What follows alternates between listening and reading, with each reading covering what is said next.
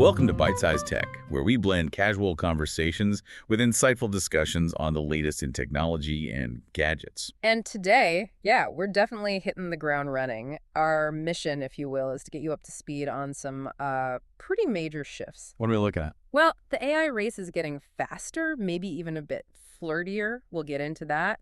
Plus, some big hardware durability stories, both fails and wins. Okay. And also this weird trend where maybe all our digital art is starting to look kind of the same. All right, let's start with that AI race then. Right. It feels like efficiency is the new buzzword.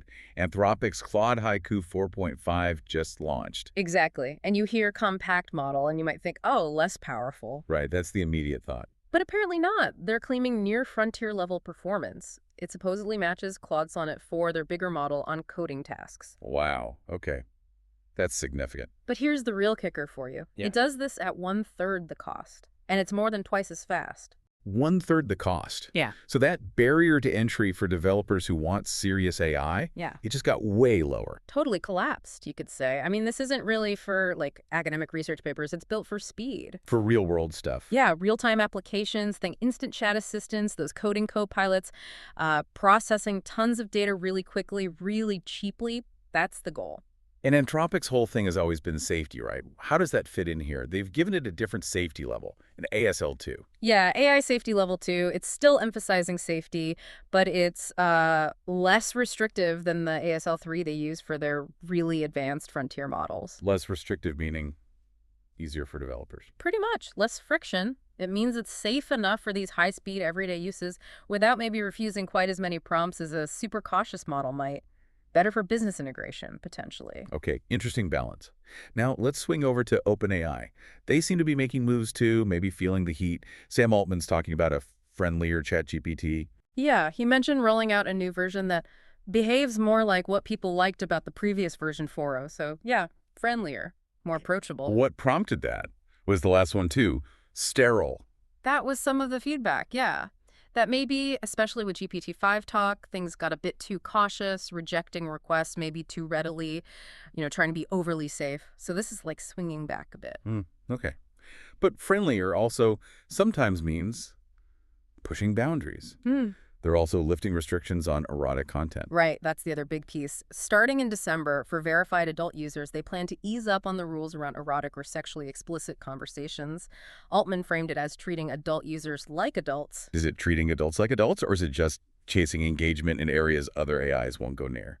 Probably a bit of both, let's be honest. It carves out a niche, serves demand that's definitely there, but man, the whole age verification thing? Oh, yeah. That's a massive technical and ethical headache waiting to happen. Yeah. How do you really verify age effectively online? It's tough. Yeah, good luck with that one. And this push for approachability, it's not just chat, right? It's getting transactional, too. AI wants our money. Oh, absolutely. It's moving into e-commerce incredibly fast. Get this. Walmart is the latest partner. Walmart? Seriously? Yep. Soon you'll be able to use ChatGPT's instant checkout feature, buy groceries, electronics, whatever, right through the chat interface. Wow. And they already had deals with Etsy and Shopify, so adding Walmart, that's pretty mainstream. Okay, switching gears to Google. They seem focused more on, practical utility, making AI actually help with annoying tasks. Definitely. That help me schedule feature rolling out in Gmail via Gemini looks genuinely useful. You know the pain, right? Back and forth emails, trying to find a time. Ugh, yes. The worst. So an email comes in, can we meet next week for 30 minutes? A button pops up, Gemini checks your Google Calendar, suggests some slots. Does it just find any open slot, or is it smarter than that? It tries to be smarter. That's what I like. It apparently avoids, suggesting 8 a.m. Monday or squeezing a meeting right between two others with no break. Context aware. Nice. That saves some mental load. Totally. But there's a catch currently. It only works for scheduling between two people. Ah, okay. So trying to get 4 people on a call. Still email ping-pong hell for you, I'm afraid. So they're maybe still playing catch-up a bit in the more complex enterprise scheduling space. Gotcha. Okay, let's talk visual AI from Google, too. Yeah. Veo and something called Nano Banana. Right, upgrades. Veo 3.1, their video generator, gets richer audio, understands narratives better, supposedly more realistic textures, and a cool feature in Google Flow lets you insert or remove objects in videos. The Nano Banana. That's the image generator. Yeah, and it's going to pop up everywhere. Google Search, Lens, there'll be a new Create mode, also in Notebook LM and Google Photos. And Notebook LM gets new styles. Yep, 6 new visual styles for source overviews. Things like watercolor, anime illustrations, making notes more visually engaging, I guess. Okay, so lots of creation tools. But let's pivot to the potential downside of all this AI generation. This idea of model collapse. It sounds kind of ominous. It is a bit worrying, yeah. Model collapse is basically what happens when AI systems start training too much on content that was also made by AI. So AI eating its own tail. Kind of, yeah. If the training data gets filled with repetitive, artificial stuff, the AI's output starts to flatten out. Originality just collapses. It gets boring, predictable. And we're already seeing trends in what people ask for, right? Yeah. Specific styles getting overused. Definitely. Data from Midjourney, for example, shows some really popular prompts keep coming up again and again. Like what? Director Wes Anderson is a huge one, the fast food chain McDonald's, weirdly enough, and the artist Alphonse Mucha. Why Mucha? Well, a big part of it is his work is mostly in the public domain, so it's safe to reference stylistically without copyright worries. But yeah, if everyone's asking for Wes Anderson-style symmetrical retro colors, then surprise, surprise, everything starts looking like a slightly off Wes Anderson knockoff. So my own creativity could get trapped if I rely too much on these tools feeding off the same limited pool. That's the concern, a homogenization of digital art. And it's not just aesthetic, it's leading to legal fights, too. Oh. Japan actually formally asked OpenAI to stop using Japanese artwork without permission. They specifically mentioned how Sora, the video AI, can make clips featuring copyrighted characters. Think like Mario or Pikachu. Wow, okay, so generating copyrighted characters. Yeah. That's a big legal line crossed. It absolutely is. If the AI just learns by scraping everything, including protected work, and then regurgitates it, yeah, that's a massive problem brewing under all the cool new features. All right, let's shift from software problems to hardware. Some physical drama happening. The smartphone market itself seems okay. Yeah, generally healthy. Shipments were up 2.6% globally in Q3 2025, mostly driven by the pricey stuff, actually. Premium end. Yep. Apple's iPhone 17 pre-orders are apparently outpacing the 16, and Samsung's foldable Z Fold 7 and Flip 7 are selling really well. People are willing to pay for high-end. But then there's Google's Pixel 10 Pro Fold, which did not have a good time in a durability test. Oh, man, no. That was spectacular. Jerry-rig everything's bend test. Battery swelled up, started smoking, got super hot. Set off a fire alarm. It literally set off his smoke alarm on camera. Now, okay, the test is extreme. He was bending the screen backwards on itself. Still, yeah. A fire alarm response is not good. Suggests maybe not enough protection around that battery. And battery safety is paramount. Yeah. iFixit commented on this, right? They did. They pointed out the known risk of thermal runaway with lithium-ion batteries, especially if they're damaged or stressed. And they noted, ideally, you discharge batteries below 25% before doing anything stressful, like disassembly. Seeing it happen like that in a quick bend test, that's a big red flag for Google. Yikes. But Google maybe gets some points back with their watch.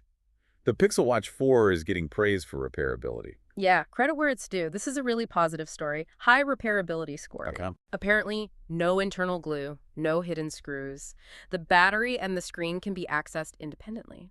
Makes fixing it much, much easier. That's a huge contrast to, say, the Apple Watch. Massive contrast. The Apple Watch Series 10 apparently got a pretty low 3 out of 10 repair score from iFixit. The Pixel Watch 4 is showing it can be done differently. Even Samsung's Galaxy Watch Ultra did okay, a 7 out of 10, also by avoiding glue inside. Good to see some progress there. Okay. Quick hit on gaming consoles. Next-gen timelines. Things are solidifying. The general expectation, based on leaks and rumors, is 2027 for both the PlayStation 6 and the next Xbox. Any whispers about what they'll be like? The main rumor buzzing around is about power and strategy. Leaks suggest the next Xbox, maybe codenamed Xbox Magnus, might actually have a raw power advantage over the PS6. Oh, interesting. Flipping the script from last gen. Possibly. And the other part of the rumor is it might lean towards a more PC-like architecture, maybe even supporting multiple game storefronts, not just Microsoft's. Whoa, like running Steam or Epic Games directly on the Xbox? That's the implication of some leaks. It would be a huge strategic shift, positioning Xbox less as a closed box and more like a really optimized living room PC. Very interesting if true. Definitely one to watch. Okay, let's pivot to security, because there are always new nightmares there. Pic snapping on Android sounds bad. Yeah, this one's properly scary because it kind of breaks your mental model of how permissions should work. How so? Basically, a victim downloads a malicious app. That's it. No further permissions needed after the initial install, and that app can then steal stuff from your screen. Private chats, texts, emails, even those 2FA codes that pop up. Wait, without asking for screen recording permission or anything? How? It exploits an unintended hardware side channel related to how pixels are displayed. It's effectively, scraping text directly from the pixels on your screen using a standard Android API in a way it wasn't meant to be used. That's deeply unsettling. Like the phone itself is leaking the info. Pretty much. And researchers confirmed it works on recent pixels, like the 6 up to the 9 and the latest Samsung Galaxy S25, so it's current. Okay, add that to the worry list. And the security issues aren't just in our pockets. They're in space now. Satellite eavesdropping. Right. Recent research looked at GEO satellite internet services and found, unencrypted transmissions. Unencrypted. In this day and age, which services? They mentioned one vendor that's actually used by T-Mobile for some of its connectivity. And because it was unencrypted, sensitive data was just out there. What kind of data? Potentially anything sent over that link. They mentioned corporate communications, military info, even private calls and texts. And the scary part, you could apparently intercept this with about $800 worth of commercial gear. Wow. Okay, so the advice here is... treat satellite internet like you'd treat sketchy public Wi-Fi at a coffee shop. assume it's not secure. Exactly. Yeah. Use your own VPN. Stick to apps, have end-to-end encryption built in, like Signal or WhatsApp. Don't trust the pipe itself. Good advice. All right, let's wrap up with a couple of quick user experience changes and tech goodbyes. Apple's renaming things again. Oh, yeah. Prepare for confusion. They're rebranding Apple TV Plus, the subscription streaming service, to just Apple TV. But Apple TV is already the name of the little black box you plug into your TV. Yeah. The app. Precisely. It's the hardware name, and it's the name of the app hub where you find Netflix and everything else besides Apple's own shows. So now the subscription service will have the same name. That's just why. Yeah.